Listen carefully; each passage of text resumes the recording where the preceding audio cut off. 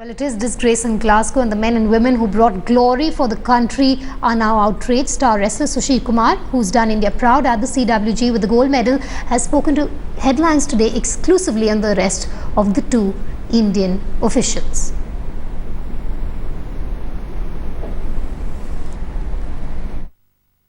With me is India's greatest ever Olympian, Sushil Kumar, and we are going to ask him today a difficult question about when certain officials bring shame to the nation.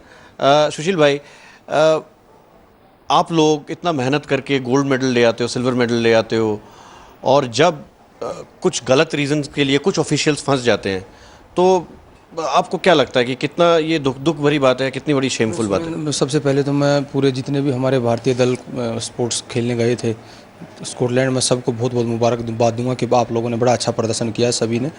और अच्छा, मेरे को इस बात का अभी तक पूरा पता नहीं है कि वहाँ क्या हुआ है क्या नहीं, और मैं जो हमारे कोच रेफरी हैं वो वीरेंद्र जी, उनको मैं बहुत दिन से जानता हूँ, तो ऐसा नेचर उनका है नहीं, मगर अभी वो आएंगे तो मैं पूछ के जो भी बात होगी मैं आपके सामने फिर मैं बता पाऊंगा कि क्या बात थी वहाँ। इन जनरल जब कोई ऑफिशियल्स जब एथलीट्स, हमने देखा है कि एथलीट्स जो है कॉमनवेल्थ गेम्स कहे, चाहे एशियन गेम्स कहे, चाहे ओलंपिक्स में हो, मेडल लाते हैं, गोल्ड मेडल भी लाते हैं, बहुत सारे आप लाए हो, बराबर देते रहे हो, लेकिन जब हमारे गलत रीजंस के लिए आती है तब कहीं ना कहीं देश का देश के सम्मान की बातें हैं, जहाँ देश का नेतृत्व आप कर रहे हैं तो वहाँ बड़े सम्मान के तरीके से काम करना चाहिए, और मैं चाहे कोई भी है उसमें तो उसको बड़े सम्मान से रहना चाहिए। एक और केस आया है जो कि इंडियन ओलंपिक एसोसिएशन से हैं। वो केस ऐसा नहीं है, लेकिन उसमें भी वो भी एम्बेसडर रहे हैं, वो इंडियन ओलंपिक एसोसिएशन को रिप्रेजेंट करते हैं। वहाँ पे भी थोड़ा सा कहीं ना कहीं मैं एक चीज़ सुमेर दादा आपसे कहूँगा कि मैं खुद डिसिप्लिन में रहता हूँ, और जितने भी लोग हैं और जब देश से बाहर जाते हैं तो वहाँ देश के सम्मान की बात है, चाहे वो कोई भी हो, चाहे वो स्पोर्ट्समैन है, चाहे वो इंडियन है, तो इंडिया के सम्मान के लिए आपको एक अच्छी छवि हमने पेश करनी चाहिए, चाहे वो कोई भी। Alright, while we await that verdict from Glasgow, let's introduce our panelists to you this evening. We have Viren Riskina, former hockey captain, joining us live from Mumbai. We also have Rahul Mehra, senior lawyer from Delhi, and Michael Ferreira, former world billiards champion from Mumbai. Michael, a very good evening to you. Let me first start with you. As a sports icon, Michael, what do you make of this current situation? Does it hurt you as a sports person who's given a lot to its country, only the honor to be taken away by officials like the two that we've been talking about? You know, many years ago, there was a story in the papers about an Indian test player picked up for stealing a pair of socks from Marks and Spencer. I recall feeling sick to my stomach when I read that piece of news.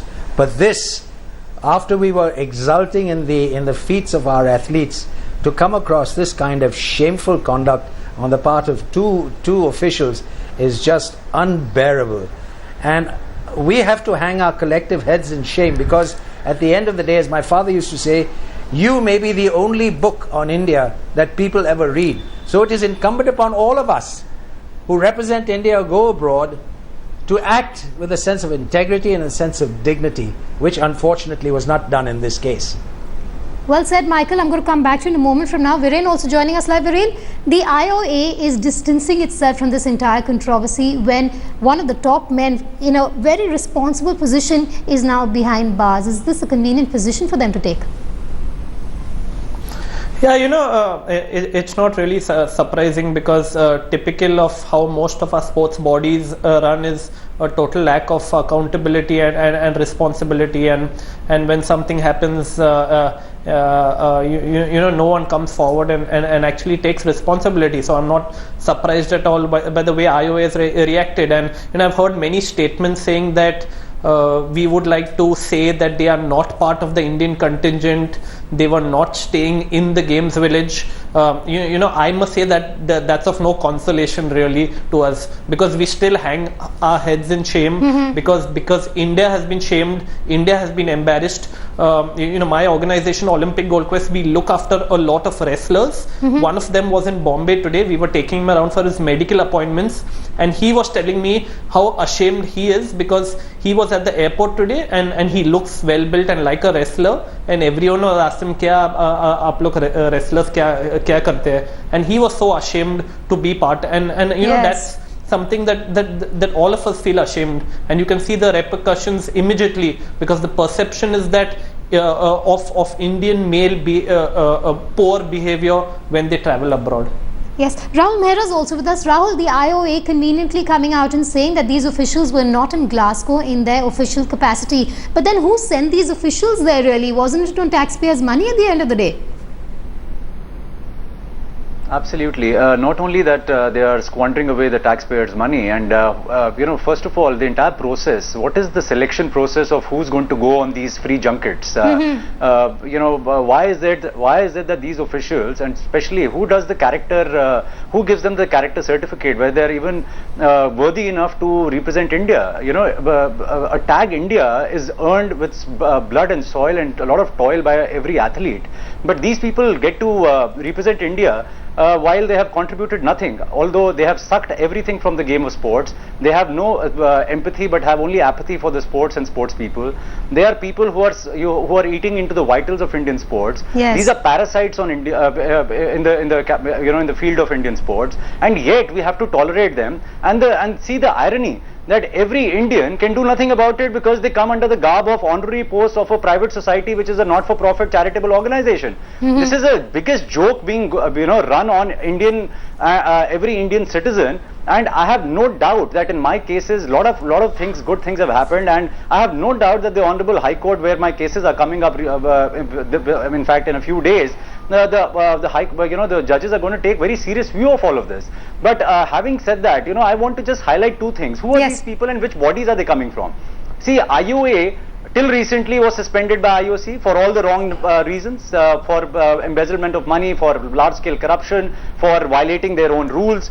And these are people who initially they were run by Kalmadis and Bhanots. Now there are Ramachandrans and Rajiv Sharmas. Ramachandran is a person who I'm fighting a case wherein we have alleged against him that he's in connivance with the sports ministry. Rahul, if I could just cut you short there and ask you this question. It's important. Yes, I'm just asking you, aren't these just proxy figures who are now running the IOA at the behest of the people you've just named? In fact, you can't call Ramachandran, who's the real brother of N. Srinivasan, again a tainted official in cricket. You can't call him proxy. He's a very powerful man. But yes, people like Rajiv Sharma, I don't know what their credentials are. I'm sure you ask every gold medal, silver medal and bronze medal winner, more than 50 of them, or maybe close to 60 of them, 61 I guess. Ask each one of them, do they even know what Rajiv Sharma looks like? And you'll be surprised that almost all will say, we don't know, we've never seen this guy. Now that is the credential, that is the kind of connect that they have with the athlete. And yet we have to tolerate, as a citizen of India, as a proud citizen of India, and proud athlete and legends of Indian sports, we have to tolerate these people.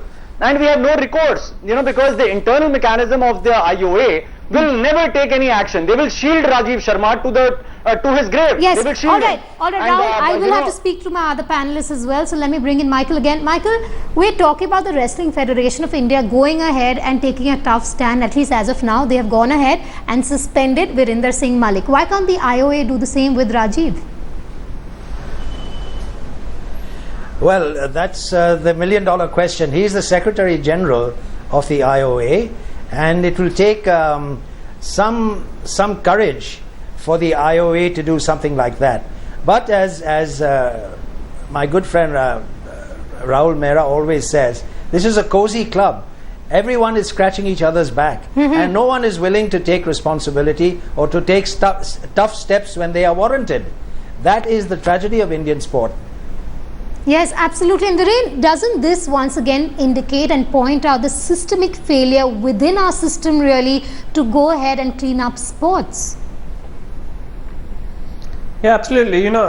These things are taking far too long. We are making changes. The sports code has come into existence. Most of the national sports federations have very reluctantly agreed to follow it. But really, the speed of change is happening very, very slowly. In sport, really, we need to follow the highest standards of good behavior, of good governance, of ethical behavior.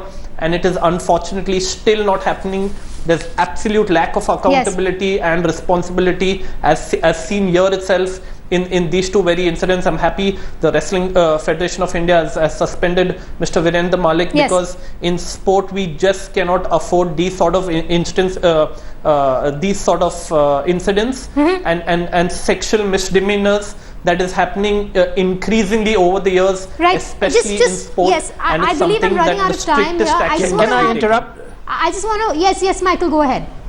Can I interrupt for a minute? Yes, go ahead. You asked me why the IOA hasn't taken the same step with regard to Rajiv Mehta.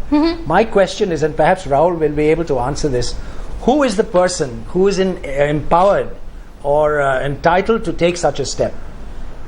I would like to know, because he is very, very clued in on how Rahul, this, the last word now runs. lies with you, because I believe I'm running out of time, so I'd like you to wrap it up by answering that question that Michael has posed. You know, recently, because of the interventions in my own PIL, the code of ethics has come into place. But reluctantly, obviously, for all the obvious reasons, the IOA is not willing to put the people together as far as the ethics committee is concerned. So, answering Michael straight away, it is the house of the IOA which is completely tainted, which has, as he said, these are people who scratch each other's back. Yes. You can't expect them to take action. It's like a cozy club in BCCI. You can't expect Arun Jaitlys and Shuklas to go against Srinivasan. It's the same case out here as well. Nobody is going to take action against the Ramachandrans and the Rajiv Mehtas and the other officials. So don't expect that to happen. But yes, what is Mr. Arun Jaitley doing? What is the sports minister doing? All right, Rahul, I will have to interrupt and let you. You'll just have to leave it at that. That's a pertinent question you're asking, but I'm running out of time. Our focus will be on this story, especially after that decision, that key decision at the Glasgow court. Well, there are two Indian officials who are facing the court, but the entire nation's head is now hanging.